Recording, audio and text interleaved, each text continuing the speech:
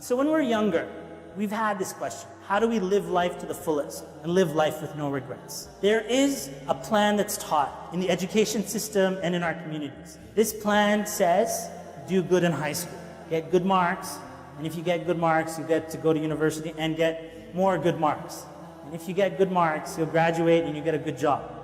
And if you get a good job, you get a house, and then you have arrived. You have one life. Or you get a house and a car, and then you're worthy of being married. And then you get a wife, and then you live happily ever after at age 27. Remember I said, who's 33 years old? Because this story of what success is or live life to the fullest, it runs out of gas. And I would wish that everybody actually comes to the end of this chapter very soon in their life, so they can see that there's more to life than this. There's more to life than getting a house. There's more to life than just getting a car and just getting a job. Because now what happens after that? What happens when the person hits their 30s? They got the job, but they don't really like their boss, and they don't really like that person, this person. And they're just kind of not happy. It might not even be the job they kind of like. And then you got married. I won't say anything about the marriage, but khair. I'll talk about the cars. You got this car. I always marvel at the cars. They look so shiny in the dealerships. But give it 5 days after you bought it, it's not so shiny. Especially with this winter, all the salt throwing on it, it's quickly rusted down, and you're like, subhanAllah, this was my dream like last week, and now what's happened to the car?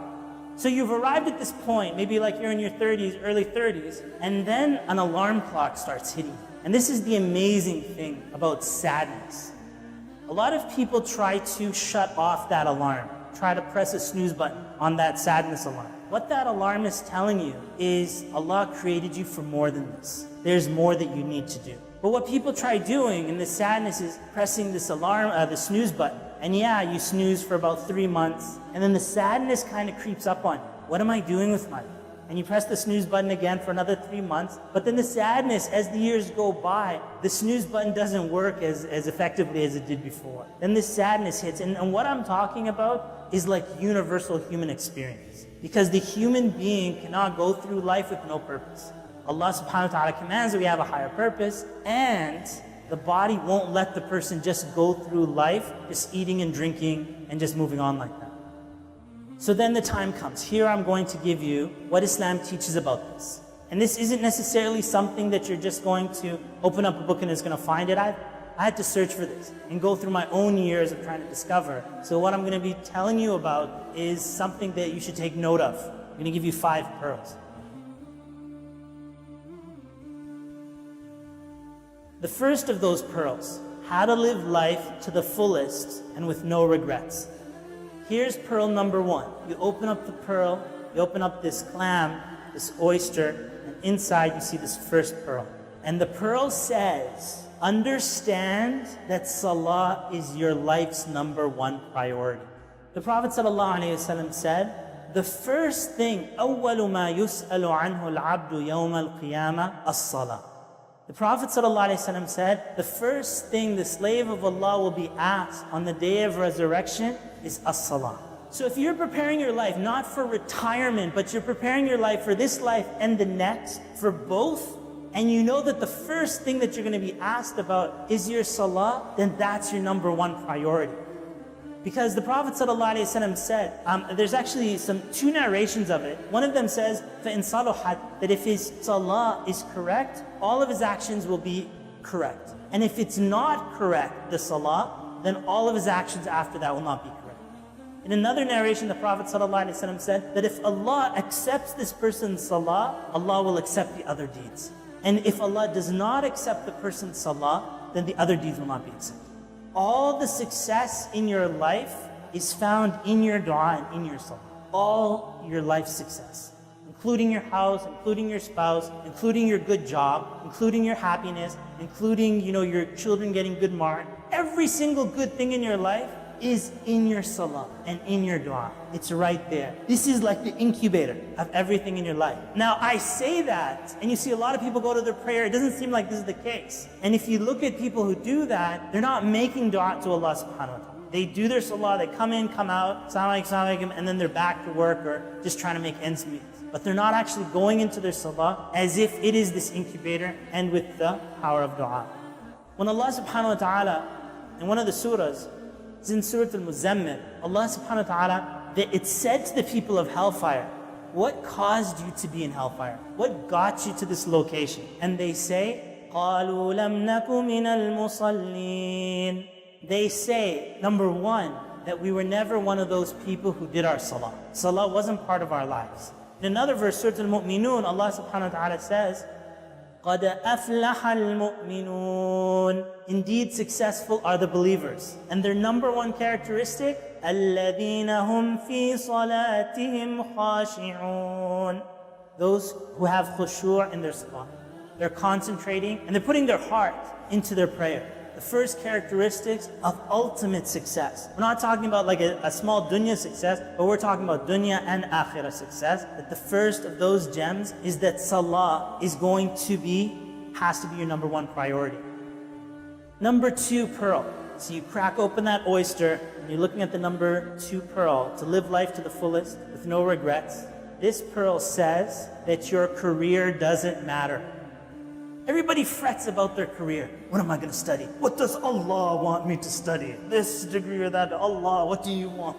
So pearl number two, that your career does not matter. What does matter though? There is a career that you absolutely must have in order to live life to the fullest and to live with no regrets. That is the career of Abdullah and Amatullah. To live your life with the career of being the servant of Allah. Then you have no regrets. Does anybody go to Jannah, look back at the dunya and say, man, I wish I had studied something different in university? There's no regrets.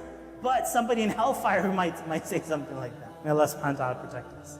So whether somebody becomes a doctor or engineer, or they open up a store, or somebody drives a taxi cab, or somebody owns a bookshop, or whatever it is, the whole community, all of these things are needed. And it makes no difference what you do. All of that is a livelihood. Inshallah ta'ala, you get rewarded for providing for your family, alhamdulillah, halal income, that's fine. But in the grand scheme of things, living life to the fullest and no regrets, it does not have anything to do with your career. It has all to do with living your life worshiping Allah subhanahu wa ta'ala. Living your life as Abdullah, or living your life as Amatullah. Number three, life will throw at you some hard times and some good times.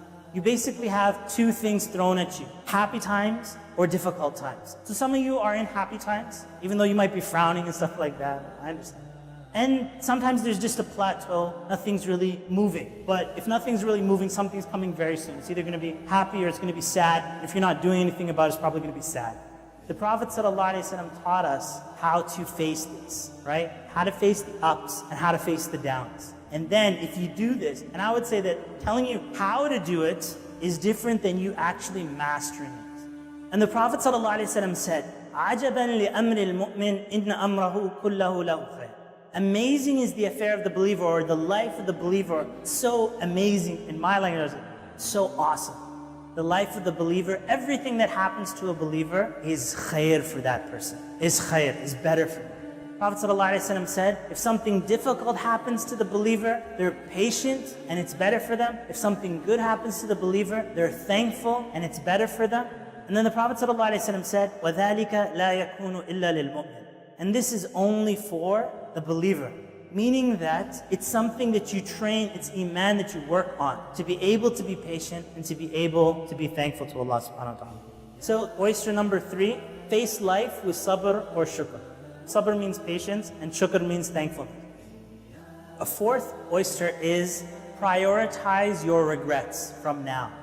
So if you look back at yesterday, what do you regret from yesterday? You can answer the question yourself, but if you look back, you might regret that, number one, that you might not have paid full attention in your salah. You might regret certain good deeds that you didn't really do that you hoped you had done. You might regret not spending some time with family, right? You might regret, maybe if your parents are in the old age, maybe you weren't as nice to them as you could have been. Or you didn't really take the opportunity to show your love to them in the past day. And that's just yesterday. What do you regret? Now, what about the past week? I know if you've been in university, it's very easy to say, well, I regret not reading, the homework. Now I have to cram for it. I regret this, I regret that. What do you regret in the past week? And then you work your way backwards. If you were to say 1 year, in the past year, what do you regret? And a lot of those things will be projects that you wished you had done, you never did it. Some ideas that you had that you never really executed on in the past year. And I won't say the past decade, what you regret. Maybe you're still young and 10 years ago is a long time. But if you start making that list, things that you wish you had done, and start prioritizing it, what do you really regret? And you make your own list of really the things that you regret in the past day, in the past week, in the past year, or longer than that. And now, once you do that thing, moving forward, you have a list of how to live your life. Moving forward after that, you now have a list of how to live your life. So the things that you regret, so it could be, for example, that you wrote down, well, I regret not being kinder to my parents. And now today you realize, I have the opportunity to be kind to my parents. If yesterday you regretted, or the week that I didn't read as much Quran as I wanted to read, now you have the opportunity to read the Quran that you want to read. If you have, kind of like this goal to be more present in the masjid and do your salah better, you now have something to do for today and tomorrow. Let me go to the masjid, let me pray. And then anytime you ask yourself, what should I do with my life? Prioritizing your regrets now gives you the way forward. And finally, the last oyster. The oyster says that Allah controls the world and not you. The reason I say this is that a lot of people, they act as if the whole world can be changed by themselves. When Allah subhanahu wa ta'ala sent the Prophet sallallahu alayhi wa sallam, you see in the Quran, Allah Azza wa Jal says, إِنْ عَلَيْكَ إِلَّا الْبَلَاغِ, that the only thing you're responsible for is to pass on the message. Even when Ibrahim alayhi salam was told to call the people for Hajj, and Ibrahim alayhi salam said, Allah subhanahu wa ta'ala commanded him, call the people for Hajj, أَذِّن فِي النَّاسِ بِالْحَجِّ. Ibrahim alayhi salam responds saying, how can my voice reach them? And Allah subhanahu wa ta'ala says, it's not your responsibility for your voice to reach them, it's your responsibility to pass on the message. And Ibrahim alayhi salam called the people to Hajj. Until today, thousands of years later, people are still answering that call, and the voice reaches. And I'm saying this one from my own experience working in the da'wah. The analogy that I give for it, that you're not in control, Allah subhanahu wa ta'ala is in control, and the power is in Allah subhanahu wa ta'ala's hands. The analogy that I give is like a train. This train and Allah's deen, Allah subhanahu wa ta'ala is pushing the train forward. How many people became Muslim has nothing to do with us, right? And every time somebody becomes Muslim, ask them, where did you learn about Islam? From a book that somebody wrote 50, 60 years ago, that they found in the library, or they looked it up. They themselves are searching for the truth, right? Allah subhanahu wa ta'ala's deen moves forward, and I wish that there were better, people leading in that train. But the train will go forward regardless. It's Allah subhanahu wa ta'ala's deen, and the world is in Allah subhanahu wa ta'ala's hands. There was once a little boy, had a grandmother, and his grandmother was really good at the game of Monopoly. And she used to beat her grandson in this game of Monopoly, and he used to get beaten really badly. So after one summer of being beaten really badly, he decided that year, in that upcoming year, to get really good at the game. In the next summer when he goes and visits his grandma and so on, he's like, I'm going to spend the whole year playing this game, getting really good at the game, and so on. So the next year came along, and they went to visit the grandmother. And this boy, 1 year older, lays out the Monopoly board game, and he says, bring it on. Left, right, Park Avenue, this, that, buying hotels. And basically, after purchase, this boy destroyed his grandmother, crushed her.